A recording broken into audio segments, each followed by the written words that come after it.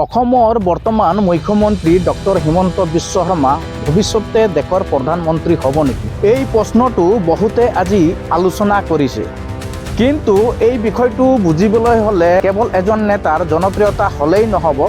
অসমৰ ইতিহাস, ৰাজনীতি, জাতিগত পৰিস্থিতি আৰু দেশীয় ৰাজনীতিত অসমৰ ভূমিকা বুজিব লাগিব। অসম বহু বছৰ ধৰি ভাৰতত মূল ৰাজনীতিত এক প্ৰকাৰ দূৰৰ ৰাজ্য হিচাপে ধৰা হৈছিল। দিল্লীৰ ৰাজনীতিত অসমৰ কণ্ঠ শক্তিশালী নাছিল। স্বাধীনতাৰ পিছত বহু সময় অসমৰ সমস্যা যেনে অবৈধ অনুপ্ৰৱেশ, বানপানী, নিবনুৱা সমস্যা, চাহ জনগোষ্ঠীৰ উন্নয়ন, সীমান্ত সমস্যা এইবোৰক জাতীয় স্তৰত গুৰুত্ব দিয়া নাই হোৱা বুলি বহু অসমীয়াই অনুভৱ কৰিছিল।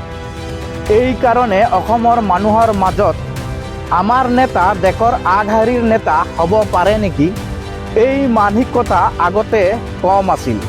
কিন্তু সময়ৰ লগে লগে অসমৰ ৰাজনীতি সলনি হ'ল।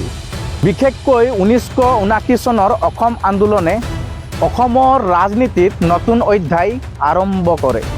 বিদেশী অনুপ্ৰৱেশৰ বিৰুদ্ধে হোৱা আন্দোলনে অসমক দেশজুৰি পৰিচিত কৰিলে। সেই সময়ৰ বহু ছাত্ৰ নেতা পাছত ৰাজ্যৰ ডাঙৰ নেতা হ'ল। এই আন্দোলনে এটা কথা প্ৰমাণ কৰিলে যে অসম কেৱল সীমান্ত নহয়, জাতীয় ৰাজনীতিত ইয়াৰ গুৰুত্ব আছে। তাৰ মাজতে ধীৰে ধীৰে উত্থান ঘটিল। হিমন্ত বিশ্ব শৰ্মা তেওঁ ছাত্ৰ ৰাজনীতিৰ পৰা আৰম্ভ কৰি কংগ্ৰেছত শক্তিশালী নেতা হৈছিল। বহুতে কয় যে তেওঁ সংগঠন গঢ়া, কৌশল তৈয়াৰ কৰা আৰু ৰাজনীতিক পৰিস্থিতি বুজাত অত্যন্ত দক্ষ। পাছত তেওঁ ভাৰতীয় জনতা পাৰ্টিত যোগদান কৰাৰ পিছত অসমৰ ৰাজনীতি সম্পূৰ্ণ সলনি হয়।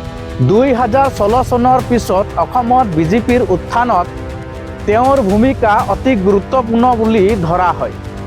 তেওঁ কেৱল অসমতে নহয়, উত্তৰ পূৰ্বাঞ্চলৰ আন ৰাজ্যতো বিজেপিক শক্তিশালী কৰাত সহায় কৰিছে।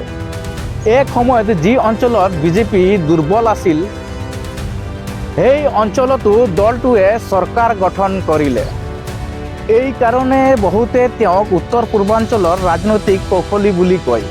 এতিয়া প্ৰশ্ন হ'ল, এজন সফল মুখ্যমন্ত্ৰী হ'লেই দেশৰ প্ৰধানমন্ত্ৰী হ'ব পাৰে নেকি? ভাৰতৰ ৰাজনীতিত প্ৰধানমন্ত্ৰী হ'বলৈ কেৱল নিজৰ ৰাজ্যতে জনপ্ৰিয়তা হ'লেই নহয়, জাতীয় পৰ্যায়ত গ্ৰহণযোগ্যতা থাকিব লাগে। দেশৰ বিভিন্ন ভাষা, সংস্কৃতি, ধৰ্ম আৰু অঞ্চলৰ মানুহে এজন নেতাক স্বীকাৰ কৰিব লাগিব। লগতে দলৰ ভিতৰতো শক্তিশালী সমৰ্থন লাগিব। ভাৰতৰ প্ৰধানমন্ত্ৰী নৰেন্দ্ৰ মোদীৰ উদাহৰণ ল'ব পাৰি। তেওঁ গুজৰাটৰ মুখ্যমন্ত্ৰী আছিল যদিও ধীৰে ধীৰে জাতীয় পৰ্যায়ত নিজৰ ভাৱমূৰ্তি গঢ়ি তুলিছিল। উন্নয়ন, শক্তিশালী বক্তৃতা আৰু সংগঠন নিয়ন্ত্ৰণৰ বাবে তেওঁ দেশজুৰি জনপ্ৰিয় হৈছিল।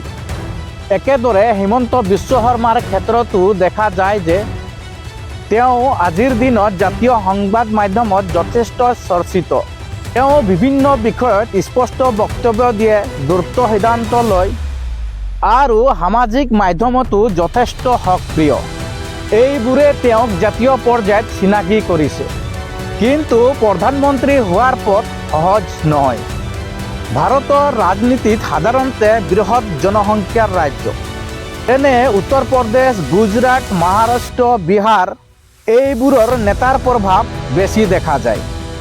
অসমৰ জনসংখ্যা তুলনামূলক কম, সেইবাবে অসমৰ এজন নেতাই দেশৰ শীৰ্ষ পদত উপনীত হ'বলৈ অধিক পৰিশ্ৰম আৰু বৃহৎ জাতীয় সমৰ্থন গঢ়িব লাগিব।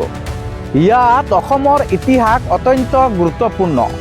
বহু বছৰ ধৰি অসম নিজকে অৱহেলিত বুলি অনুভৱ কৰিছিল।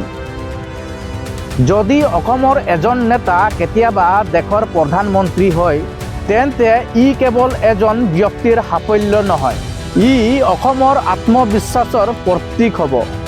উত্তৰ পূৰ্বাঞ্চলৰ বহু যুৱকৰ বাবে ই অনুপ্ৰেৰণাও হ'ব পাৰে। তথাপিও ৰাজনীতিত সদায় অনিশ্চিত। আজিৰ জনপ্ৰিয় নেতা কালিৰ দিনত পিছ পৰিও যাব পাৰে। দলীয় সমীকৰণ, জাতীয় ৰাজনীতি, নতুন নেতৃত্বৰ উত্থান এই সকলোবোৰ ভৱিষ্যত নিৰ্ধাৰণ কৰে। বৰ্তমান অৱস্থাত ক'ব পাৰি যে হিমন্ত বিশ্ব শৰ্মা জাতীয় ৰাজনীতিত শক্তিশালী নেতা হিচাপে নিজৰ স্থান গঢ়িবলৈ সক্ষম হৈছে। তেওঁ উত্তৰ পূৰ্বাঞ্চলৰ ভিতৰত অন্যতম প্ৰভাৱশালী মুখ। কিন্তু তেওঁ ভৱিষ্যতে প্ৰধানমন্ত্ৰী হ'ব নেকি? সেইটো সম্পূৰ্ণভাৱে সময়, জাতীয় ৰাজনৈতিক পৰিস্থিতি আৰু জনসমৰ্থনৰ ওপৰত নিৰ্ভৰ কৰিব। অসমৰ ইতিহাসে এটা কথা শিকায়, এই ৰাজ্য বহু সংগ্ৰাম, আন্দোলন আৰু আত্মপৰিচয় লড়াইৰ মাজেৰে আগবাঢ়িছে। এই ইতিহাসৰ পৰা যদি নতুন প্ৰজন্মই শিক্ষা লয়, তেন্তে অসমৰ পৰা আৰু বহু জাতীয় নেতা ওলাই আহিব পাৰে। হয়তো ভৱিষ্যতে কোনোদিনা দিল্লীৰ ৰাজনীতিত অসমৰ কণ্ঠই দেশৰ নেতৃত্ব দিব আৰু সেই সম্ভাৱনাক সম্পূৰ্ণভাৱে অস্বীকাৰ কৰিব নোৱাৰি।